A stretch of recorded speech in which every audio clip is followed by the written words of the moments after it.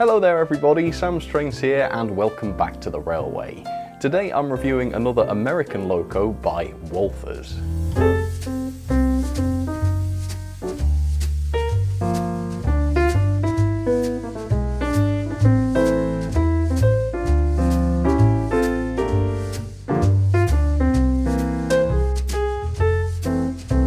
I've been really impressed by Walthers models in the past because they've been fantastic quality yet incredibly affordable, which is something I think the Americans really need because a lot of their models are quite pricey. Heck, I think that's something we need over here in the UK too, but of course I think we get that a bit more than the Americans do. But anyway, I've got another kind of budget offering to show you today, and it is this. It is the Walthers mainline EMD NW2 locomotive, which is an American switching locomotive, loads of which were built in real life. So that makes this a fantastic candidate for another budget model by Walthers because the thing's going to have a lot of mileage. They can produce this in loads of different liveries, it will fit into countless different layouts, and that has allowed Walthers to produce these for a fantastic price. So the full RRP for one of these, DCC ready I believe, is $149.98, and even the fully fledged DCC sound fitted versions are only a hair over $200, which does seem to be very affordable indeed. The usual kind of price for this thing is typically around $131, $131.73 currently at Train World, although I bought mine from Train World on special for $104.99, which works out at around £82.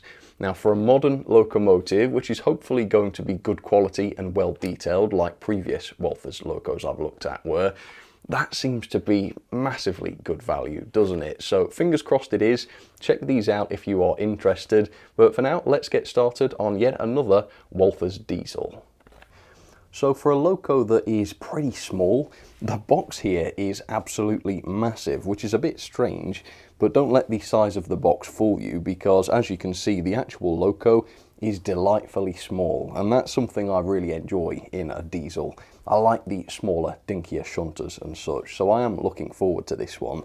Anyway, let me show you the end of the box. So this is the one I went for. It is the EMD NW2 PH5 locomotive, Erie Lackawanna. Hopefully I said that right. It's number 424, it's product code 910-10615, and it's got some features here as well. It says it's got helical gears, which is quality, a powerful motor, good to hear, and it is DCC ready. And like I say, chipped versions of this are available. And with that, let's jump straight in and see what this is like. Let's open up the massive box. Yeah, honestly, really have enjoyed the Walthers locos I've looked at in the past, so deeply looking forward to this one. Right, so I've got an instruction manual there. Any accessories? No, not one. So it's just the loco and the instructions. So with that, let's open this up, take a look. Okay, so we've got the usual kind of guff here. I think I've read this to you before, so we won't look at that. On this side, you've got a bit about lubrication and cleaning. Some useful information there actually. Converting to DCC, removing the body. So for this you've got to remove all the handrails from the front, rear and side sills as appropriate. Blimey, that doesn't sound fun, does it?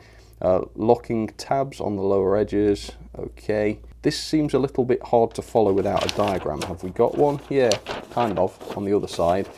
So yeah, for a loco that cost me like 80 quid, there seems to be a lot of parts to this. So up here at the top, we've got sort of body and detail pieces. There's that. And then down on the bottom, we've got the chassis. And yeah, the mechanism seems to be great quality. I can see what look like proper bearings on the axles. We've got a quality motor, hopefully, well, they claim it is, with dual flywheels, and it powers all of the loco's wheels. Yeah, even though this is a budget model, it still seems to have a top quality mechanism. Fingers crossed that is true. Anyway, let me see if I can overcome the tape holding this down. Should be able to. There we go. And there is the loco. Alright, bit of an issue with that handrail there. In fact, I might just pop that off now if it's loose and put that safe because I'd only lose it or crush it. So I suppose that's a mark on the packaging really, isn't it? How does this fit? Yeah, I mean, there is a cutout there in the packaging which should protect that, but I don't know, maybe it's received a knock or something. Obviously this foam is rock solid, so it's not going to absorb much shock or anything, is it? Anyway, let me lift this out. I'm interested to see how heavy this is, whether it's got any weight to it or not. Okay, gosh, it does. You know, because it was in such a massive box, the box itself seemed to be quite lightweight. But now that I've got the loco, yeah, it seems decently heavy. And actually the sole bar, running plate, whatever you want to call it, this is solid metal. Very, very cold to the touch. Feels incredibly sturdy. Again, Walthers, for a budget model, this is pretty darn impressive quality. I mean, ignoring the handrail that's already popped off, but I'm hoping I'll be able to put that back on okay. Everything else, though, does seem to be present and correct, doesn't it? Yeah, it looks fantastic. So yeah, I'm not expecting this to be maybe the most detailed diesel I've ever looked at, but on first glance, for the money I paid, I am pretty darn impressed. And we'll go in close in just a second and I'll show you the details and features in just a second. But first, let's have a bit of background on these locos in real life.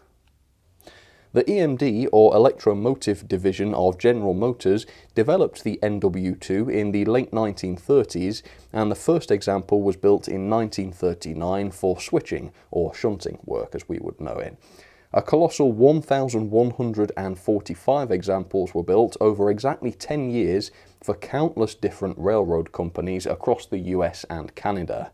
They had a power output of 1,000 horsepower, produced by a 12-cylinder diesel engine. The biggest operator of the NW2 was the Union Pacific, who owned 95 examples, but there were over 80 other railroads that operated these diesels, making them truly ubiquitous, and also meaning that they appeared in countless different liveries and paint schemes, etc. Many NW2 locomotives have now been withdrawn or scrapped, but despite dating back around 85 years now, many are still in operation today under preservation. So there it is, up close and personal for you, the NW2 by Walthers. And yet again, I find myself super impressed by this. It's much more complicated than I expected it to be for what I paid, but we'll get to that in just a second. First of all though, let's talk about the weight. So thanks to the die-cast running plate on this model, the weight is a little bit more than you might expect. It comes in at 229 grams, which is pretty good really. The closest switcher I have to this is the Bachmann 44 tonner, which is admittedly quite a bit smaller than the NW2, but it also weighs over 100 grams less. So I think thanks to the metalwork on this loco, the weight is obviously better than that, and it also doesn't need any traction tyres or anything to make this a decent hauler. It is, however, only a touch heavier than the British Hornby Class 08 shunter, and in fact it's lighter than the Bachmann one, so it doesn't weigh a ton or anything, but it certainly has a good quality feel thanks to that die casting. Another thing that Walthers always seems to do well is decoration, and this loco is no exception. So just look at the lining across the side of the body here. Look how crisply that has been done. It really looks great, and you've got the name on here. I won't try and say it again because I probably said it wrong, but as you can see, the print quality here is very high, as it is also on the side of the cab. Running number there, 424, looks fantastic, and there's actually a lot of separately painted sections of this model, and the masking's been done brilliantly. Look at the yellow on the back here, really crisp join between that and the grey. The running plate, of course, is also painted into the yellow, and we've got all of the edges of the steps and such, which have all been separately painted as well. And yeah, generally this looks pretty neat and tidy for a budget loco. We've also got the running number printed onto the front end here, and there's also some printing on the side of the lighting as well. So yeah, lots of printed detail, looks absolutely wonderful. I do think though that the finish itself is not the best. Yeah, quite plasticky. Could have done with a layer of satin or something similar, just to make it look a little bit more metallic. Yeah, do think I've seen locos with a much better finish than this. But it is the detail and the separately fitted parts that really surprised me here. I didn't think this would have a lot in that department, given what I paid, but it actually does. So let's start at the bottom. We've got the separately fitted tanks here, which have all of the kind of pipe work fitted to them. That looks awesome. The bogies are quite simple on this. I'm not expecting to see rotating axle boxes or anything crazy like that, but they've got the detail that they need to have molded into them, so they look absolutely fine. At each end, the bottom of these steps is actually made from an etched piece, which is why you've got this kind of holy texture on it. Absolutely fantastic attention to detail. So we've got 2 of those at each end. We've got the uncouplers here, which are separately fitted. These don't move on this model, but they are separately fitted. And then we've got lots of these handrails across the model, which are just made of plastic, and that makes them a little bit flimsy, and in places you can also see the flashing visible as well.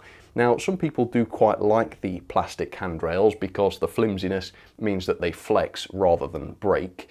But of course on this model I've already got one broken off because of the way it was fitted, and I can see in 1 or 2 areas these handrails haven't been fitted brilliantly. We've got another one coming off here, so I think that is a slight knock on quality. Otherwise though, the quality is good and most of the detail has been fitted nicely. Looking at the body, there is a ton of separate detail here as well. The rungs of these ladders on the side are each an individual part, and they've been quite straightly fitted as well, which looks really good. These are made of wire, by the way, as are the handrails across the side of the body. These are wire as well. But there's loads more besides that. Look at the front here, in front of the radiators. We've got another separately fitted piece of wire.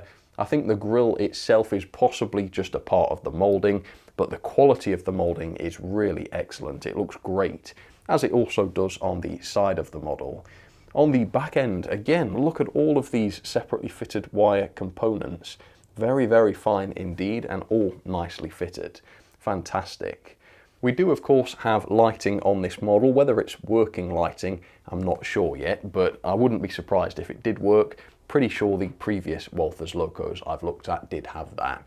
Up on the top, look at the quality of this moulding. Again, these grills look awesome. We've also got the separately fitted bell, which I think is just a plastic piece, but it is well moulded.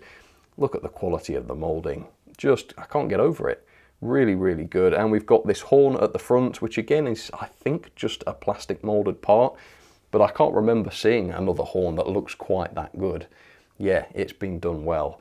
And let's take a look at the cab, which has got large glazed windows on it, on the front and also the back. Look at the size of these. You'd get a great view from this loco. We do have wipers on this model, but they are just moulded into the glazing pieces and then just painted. So a little bit simpler than you might see on other models, but that is reflected in the price. On the interior, we don't really have any cab detail, but we do have a realistic cab space at least. And check this out, we've got crew fitted. Now, they're a bit strange looking. They've got a very pink complexion, which makes them look a bit like Tweedledum and Tweedledee from Alice in Wonderland. And the lack of kind of a face is a bit creepy. But again, for a budget model, pre-fitted crew is just fantastic. And of course, that kind of makes up for the lack of cab detail because it just gives you something that catches your eye inside the cab. And finally, we've got KD style couplings, which are made of metal. So this is a budget model, but it's not a poor quality model on the whole. It does have some real quality features, including a lot of metalwork. And I think that's something that British manufacturers should take note of. I think I've said this before, but over here, a cheap budget model is exactly that. It's cheaply made in every area. Whereas this model didn't cost a lot, yet it's still built to a very high standard, which makes this the kind of model that I really, really like. So this is the kind of thing, yet again, I've said this before, I know, that I would love to see more of over here in this country with British prototypes. But anyway, yeah, on the whole, a massive level of detail for what it cost. Quality, not the greatest, but there certainly is the intent here to create a quality model. And if all of the parts were fitted better, without visible glue and such, then this would be a very high quality model indeed. But on the whole, it's still not too bad. But anyway, how does this run? What is the mechanism like? Let's get this down onto the track and let's find out. So there she is down onto the track, incredibly detailed, looking fab. And I've already filmed the initial running test and running in, and I'll show you how all of that went in just a second. Next though, let me talk a bit about the mechanism. So I've just had this apart, I've taken a look inside, and here's how all that went. So from the outside, the bogies reveal very little, and I can see no screws, which tells me, yeah, the bogie bases are just clipped on. Now, it's not too difficult to get these clips off, so it's not that bad, but I think screws would obviously be better quality. But once the base was off, as the box promised, you can see here we've got the helical gears, which should aid in the smooth running of this thing. And there are proper bearings that the axles sit into. What a good quality feature that is. It kind of shows that Walthers recognises the importance of quality mechanisms even on budget models, which I agree with. And the loco picks up power through these bearings, so you can see here we've got these sprung contacts which touch the bottoms of the bearings, and that's how power is passed into the loco.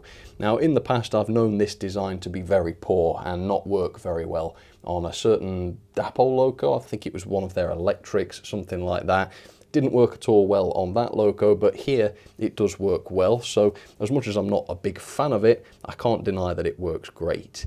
Now, in order to remove the body, the instruction said that I should start at the front and squeeze the body gently to disengage the clips, but unfortunately there was just no way that was going to work. I was squeezing the body until my fingers hurt. It was just stuck fast, it wasn't coming off. So what I did in the end was I started at the back, I wheedled the body off with a screwdriver, and it was pretty painful. To get the body off and also back on again is not fun at all. So again, some screws holding the body on I think would have been a lot better. And as you can see, the body is kind of held on to the chassis with wires for the rear light above the cab, but they do use proper connectors, so if you really want to take the body away entirely, you can do, although the wires are pretty long really, so you can get access to the decoder socket without having to do that. And here is the chassis. It's a very quality chassis this, lots of metal on it, nice and heavy, very, very nice. We've got this massive motor in the centre here, pretty large for the size of the engine really, and yet it does have dual flywheels, which again is great for this price tag. And then here's the decoder socket, which I believe is a Next 18 one. Once the body's off, that's going to be nice and easy to access. And as you can see, yes, this does have lighting on board. We've got an LED at the front here and one at the other end, which you'll see working in just a second. And then the back-to-back gauging is extremely reliable and consistent at 14.3 millimeters, and that's very close to the standard, just below, which allows this to handle curves very nicely indeed. So yeah, it's a very high quality mechanism, better I think than you'd expect for the price, although I do wish it was a little bit more serviceable, just so that you can keep this thing going for years and years without damaging clips over time, which is kind of inevitable really, isn't it? But anyway, with that, let me jump back in time and let me show you how that first performance test went. Okay, moment of truth then. This thing looks lovely, but does it run well? So let's see, forwards direction, first bit of power. Here we go, turning up.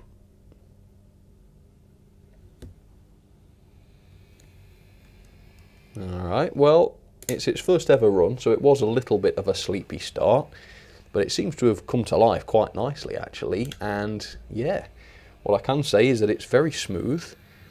It's got a healthy sound to it. It's not quiet, but it's not sort of grinding or roaring or anything. It's just got a kind of pleasant sounding purr to it, which is good. I am also seeing working lighting, and it is directional. So you've got, well, yeah, it's a warm white LED, which turns on when the loco's running in the forwards direction. And no tail lights, it's just the headlight, and I don't think there's any cab light either. So yeah, working lighting. Let me run by at half power for you then, give you a sense of this loco's speed. I will of course run this in just a second and we'll do some more testing afterwards. But straight out of the box, that's the speed. I think for a shunter, that seems to be pretty sensible. I wonder if there's any torque there. Let me put my finger in front, turn it up. Hopefully you can see the wheels. I've zoomed in a bit. Yeah, oh yes. How many much more expensive locos than this can't turn their wheels under an obstruction? That one did fantastically, so torque is great. Okay, what about the crawl then? So the crawl could well improve as this runs in, but what's it like straight out of the box? Let's see. I'll turn it up very gently. I'm still turning up. Oh. It started off pretty well, a bit more. So it's going very, very slowly. That's pretty impressive. It's a bit coggy at the moment. That may improve as it runs in, I don't know. But it's certainly very slow. Can it smoothly accelerate? That's a good speed there. Yeah, it can. Ooh. Yeah, I like that. Okay, so it's a lovely runner. Yep, I think with running in it can only get better. But even as it is right now, it's running great. Really, really great. Again, 82 quid. Blimey. Okay, well, let's run this in 50% speed. Hopefully it takes the curves okay. Alright, so already I would say it's much more lively. Yeah, I think it's going even faster now, to the point where it's actually now a little bit quick for a switcher. However, as we saw, it can still do the slow speeds, so as long as that's still true after it's running, yeah, I don't think I'll have any issues at all with this performance. And as you saw, no issues around the points either, no slowing down. It seems to maintain a nice constant speed. So it's smooth, it's reliable, it's staying on the track, it's not cutting out on the points. Again, I just can't believe what this is like, given how little it cost. It's really, really good. So, enjoying this so far. I will let this run in fully. I'll give it 30 forwards and then 30 backwards, and then we'll come back and I'll do a bit more testing. Okay, see you in just a second. Alright folks, I am back. There we go, running in is complete. And yeah, things have changed a little bit, I would say, as this ran in. It is noticeably, I think, quite a bit faster. Let me run by at half power again for you. Ready? 50. Yeah, it is a fast one, actually. And that does make me think whether the gearing could have been adjusted a bit to allow this to run slower, because then the slow speeds would have been a bit better. Apart from that though, yeah, everything is great. It's stayed nice and smooth. I've never had to nudge it because it's stopped. Never had to put it back on the track because it's derailed. A very, very good and reliable runner. Again, for the price, such performance is really, really good to see. Okay, let's try the crawl again because it was good before, but a tiny bit on the coggy side. So let me turn this up. Slowly, of course. Till it starts to just move. Yeah, it's stopped. Let's go a bit more. So yeah, it's actually not as good as it was to start with. Running in doesn't seem to have improved it. Yeah, it's quite coggy, a little bit jerky. So I am going to say yes, I think this should have been geared to run a little bit more slowly, just so that the lower speeds are favoured a bit more. Because that is quite important with a switcher or a shunter, isn't it? Once it gets to there though, yeah, perfectly smooth, nothing wrong with that at all. Alright, and the pulling power was not bad either. It comes in at 0.4 newtons, which is pretty good, I think, given how much this weighs. There are much heavier locos in my collection than this that are actually weaker somehow, so that just tells you how much torque there is in this mechanism. So to test the pulling power, I've just set up some hoppers, not a huge number. Obviously this is just a switcher, so it's not supposed to be hauling massive trains, as much as I think it probably would do without any issues. But anyway, let's go and test the couplings. Let's back up. Hopefully this goes well. Look how smooth it is. Okay, let's see how precise I can be with this then. I'll slow it right down. A little bit coggy, but it is doing it. Look at that. So you have got control there. Yeah, it's just a pity it's not a tiny bit smoother. But anyway, forwards we go. Let's see how this gets on with a load. And because this runs quite quick, I'm going to slow it down to about 40, which I think looks a bit more sensible for this. There we go. Hauling them very, very easily, which is great. So on the middle line, I've decided to run another very small Bobo loco, which I've got going in the wrong direction. And it's also uncoupled, so this has gone completely wrong. Hang on, let me just pop its cars back on. Goodness sake. And let me help it along because it's also painfully slow. It's the Bachmann 44 tonner, which, yeah, just does not run as well as the Walthers does. So yeah, well done Walthers, what a great performer yours is. And then on the inside line I've got another one of my Walthers locos, which is the GP9 I believe. Looks fantastic from a distance, but it's actually nowhere near as detailed as today's loco, which is why I was so surprised by how good it was. I was expecting the level of detail to be more like this, but it's actually not. It's much, much more complex, which is great to see because it was still very affordable. Anyway, let's go in and see how the NW2 gets on around the track. Okay, here she goes. Does look like a pretty small loco to be hauling a relatively large number of wagons, but as you can see, she's running as though there's nothing coupled at all. Yep, no issues whatsoever. Loads of torque, loads of power, really, really impressive. And so is the loco generally, really. You know, it really did not cost a lot, yet it's well detailed, pretty well built, and very high quality on the inside. Normally with these budget locos, I can be impressed by the way they look on the outside, but then when I take the body off and look inside, I find cheap rubbish, basically. Well, that's not the case with this. The insides are, if anything, even better quality than the outside, really, which is very, very cool. So well done, Walthers. I think this is something that model railroading needs more of, really. High quality models that don't break the bank. And yeah, you know, there are much more detailed models out there. There are models that are entirely die-cast, models with loads more features and such, but those cost a lot more money, and there's certainly a lot of value in those more expensive models, but it's also nice to find something that is so affordable that can be enjoyed by more people. And the beauty about this is you can pay, you know, $100 to $150 for this and still get a loco that is good quality. You don't have to settle for sort of cheap tat in order to find a loco that sort of meets your budget these days, which is really good. So that's why I like Walthers, and that's why I like this loco. Really, really pleased with it. Let's have some ratings then for the Walthers EMD NW2. And I have to say, I did not expect this model to be receiving ratings like this today. I mean, the last loco, the GP9 I looked at, that was great, but this is miles ahead of that, really.